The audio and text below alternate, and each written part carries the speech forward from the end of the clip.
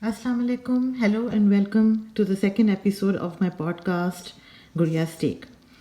In this episode, I will review the second episode of Big Bang Entertainment's drama Dunk. And so far, the episode opens with a scene between Heather and Amal, in which Heather is trying to give or offer strength to Amal to go through this situation. He wants her to stay strong, not to show any weakness. And at the same time, we see that on the other hand, Professor Humayun is visibly shaken and he cannot face people when he realizes that the news is out on TV. I just loved Yusra's acting as she fumbles to close the TV, because she has her daughter's birthday party going on in her house and there are guests all around her, and she just wants the TV to be closed and just to shut herself out from the outside world. The way she was doing it, I could identify with her, because all of a sudden अगर मुझसे भी कोई कहता है कि जाके TV बंद करो, तो मुझे भी नहीं समझ आती कि बटन किधर हैं.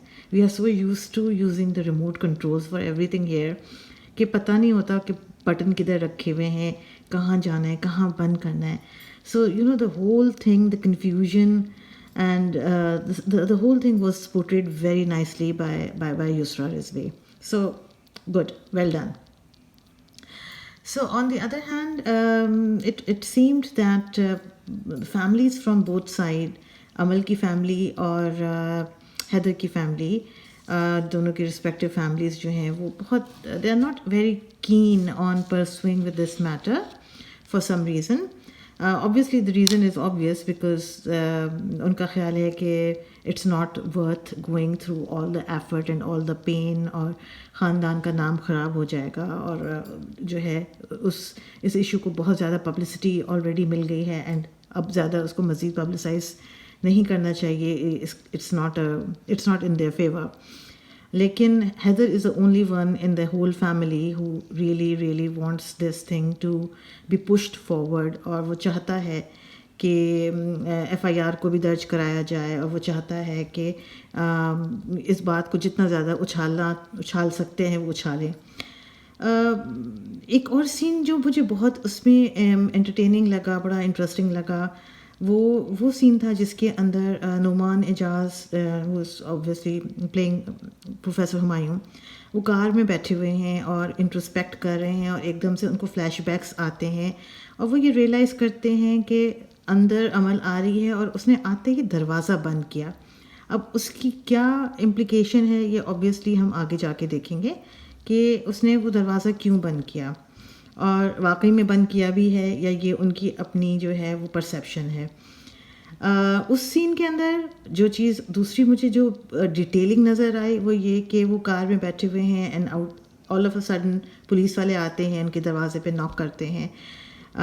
सो फार सो गुड. लेकिन वो जो पुलिसमैन के आते ही जो उनकी कार के ऊपर लाइटनिंग होती है, जो गाड़ी के जो कलर्स आते हैं, वो ब्लू कलर का शेड आता है जो कि टिपिकली पुलिस की गाड़ियों के सायरन के ऊपर होता है. तो ये छोटी छोटी डिटेलिंग है जो इन्होंने, जिस बात का इन्होंने बहुत अच्छा ख्याल रखा हुआ है. तो ये चीज़ मुझे बहुत अच्छी लगी. उसके अलावा जो चीज़ मुझे इस एपिसोड में बहुत ज़्यादा पसंद आई थी वो ये कि प्रोफेसर हुमायूं जब अंदर एंटर होते हैं अपने घर में और वो देखते हैं कि घर के अंदर पार्टी चल रही है और टीवी पे वो न्यूज़ चल रही है, तो वो वापस चले जाते हैं. लेकिन जब पार्टी ख़त्म होती है और वो वापस आते हैं, और उसके बाद जो लुक प्रोफेसर साहब और उनकी बेगम के बीच में, उनकी वाइफ ऑब्वियसली वेट कर रही होती है उनका, और वो जो उनको लुक देती हैं और जिस तरह से वो उनको लुक देते हैं, वो बड़ा इंटरेस्टिंग डायनामिक्स थी दोनों की, देखने वाली थी. उसके बाद जो इनकी आपस में कन्वर्सेशन होती है, आई थिंक वो भी बहुत इम्पॉर्टेंट है इस पूरे ड्रामे के लिए, बिकॉज़ जिस तरह से हम नॉर्मली एक्सपेक्ट करते हैं कि उनकी वाइफ जो है वो बहुत ज़्यादा गुस्से में आ जाएंगी और बहुत ज़्यादा एक घर के अंदर एक बहुत लड़ाई का माहौल हो जाएगा, तो नथिंग लाइक दैट हैपेंड. और उनकी बेगम ने जो है वो बहुत क्लियरली जो डायलॉग्स उनको बोले वो बड़े बहुत इंटरेस्टिंग थे कि تم ضدی ہو، تم غصہ کرتے ہو، مگر تم جھوٹے نہیں ہو. تو ایشو یہ نہیں ہے، یقین کرنا ایشو نہیں ہے، اور ساتھ نبھانے کی تمہارے اور میرے رشتے کی بنیادی شرط ہی یہی ہے کہ I have to trust you because this is the basic point on which our relationship is based. یقین کے اوپر ہی تمہارے اور میرے رشتے کی بنیاد بنی ہوئی ہے. تو وہ اس ایشو نہیں ہے. مگر if you would have told me your self, مجھ پہ تم خود ہی بتا دیتے تو شاید مجھے زیادہ بہتر محسوس ہوتا. بہت صحیح بات کی اس نے، اور بہت بہت امپورٹنٹ بات کی اس نے. خیر، ان دا مین ٹائم پروفیسر صاحب کو یونیورسٹی سے سسپینڈ کر دیا گیا ہے، اور آئی تھنک ان کا ابھی ان کو انکوائری چل رہی ہے. اور ایک اور سین اس میں تھا، وہ کافی انٹرسٹنگ تھا، جس کے اندر حیدر کی انٹریکشن دکھائی ہے کسی فیمیل پروفیسر سے. کچھ ایکسچینج آف لکس ہوتے ہیں وہاں پہ جو کہ کافی میننگ فل لگتے ہیں، لیکن ابھی پتہ نہیں ہے کہ ایگزیکٹلی وہ کیا ہے. تو وہ چیز بھی آگے چل کے شاید یہ لوگ دکھائیں گے، اور وہ چیز آگے چل کے بڑھے گی، بڑھ کے نکلے گی، پتہ چلے گا کہ کیا ہو رہا ہے. ایک چیز جو کلیئرلی نظر آ رہی ہے وہ یہ کہ حیدر کے اندر بہت اینگر ہے، بہت غصہ ہے، بہت اینگر ایشوز ہیں اس کے، اور پروفیسر صاحب کے بھی آبویسلی بہت سارے اینگر ایشوز ہیں. تو جب بہت زیادہ دو لوگ جن کے اینگر ایشوز اتنے سیویئر ہوں ان کے آپس میں کلیش ہوتا ہے، تو پھر اس کی اسٹوری کیا بنتی ہے. I think drink is all about that. دوسری بات جو انہوں نے اس ایپیسوڈ کے اندر بہت کلیئرلی دکھائی تھی وہ ریلیٹڈ ہے ٹو دا سوشل میڈیا، کہ کس طرح سے ہم بات کی تحقیق کیے بغیر اس کا اینڈ رزلٹ بنا دیتے ہیں. ہم لوگ بغیر سوچے سمجھے، بغیر یہ سوچے کہ جس کے بارے میں ہم بات کر رہے ہیں وہ سچ ہے کہ جھوٹ ہے، یا اس کے بارے میں کوئی انفارمیشن ہمیں ہے کہ نہیں ہے، صرف اپنی ججمنٹ کے بیسس کے اوپر ہم لوگ جو ہے وہ کسی کو بھی ملزم سے مجرم بنا دیتے ہیں، جو کہ بہت غلط بات ہے.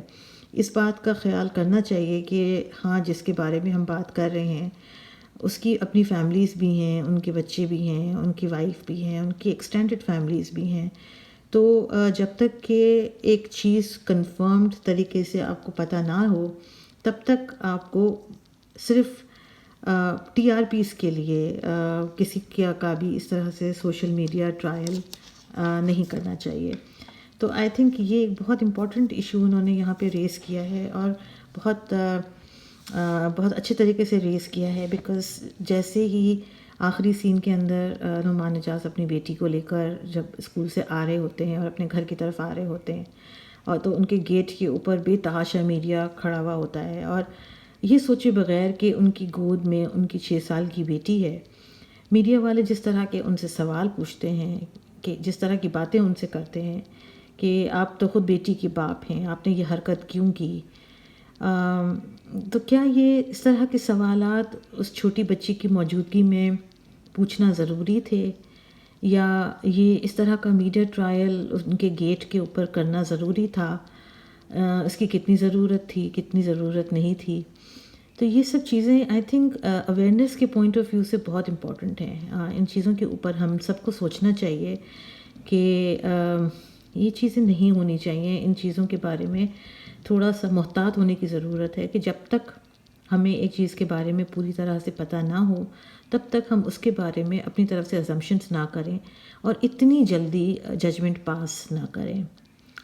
چلیں، امید ہے کہ آپ کو آج میرا چھوٹا سا ریویو پسند آیا ہوگا، اور انشاءاللہ اگلے ریویو میں میں کوشش کروں گی کہ جو آج کل بہت پاپولر ڈرامہ سوپ چل رہا ہے جس کا نام فطرت ہے، تو کوشش کروں گی کہ اس کو میں ریویو کروں. حالانکہ اس کو ریویو کرنا تو سمندر کو کوزے میں بند کرنے کے برابر ہے، کیونکہ اس کی آلموسٹ آئی تھنک 64 ایپیسوڈس ہو چکی ہیں آلریڈی، تو کافی مشکل کام ہے.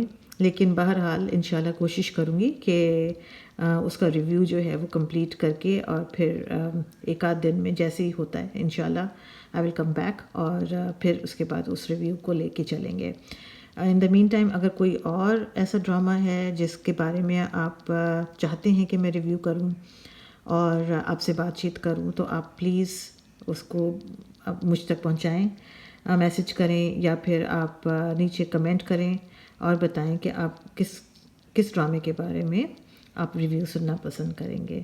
چلیں انشاءاللہ امید کرتی ہوں کہ اگلا سال آپ سب لوگوں کے لیے بہت اچھا گزرے گا اور آپ سب کے لیے بہت ساری خوشیاں لے کر آئے گا، اور اسی دعا کے ساتھ آج کا ریویو یہیں پر ہم اینڈ کرتے ہیں۔ انشاءاللہ جب اگلا ڈرامہ رقص بسمل کی ایپیسوڈ آئے گی تو اس کی بھی ریویو کرنے کی میں پوری کوشش کروں گی۔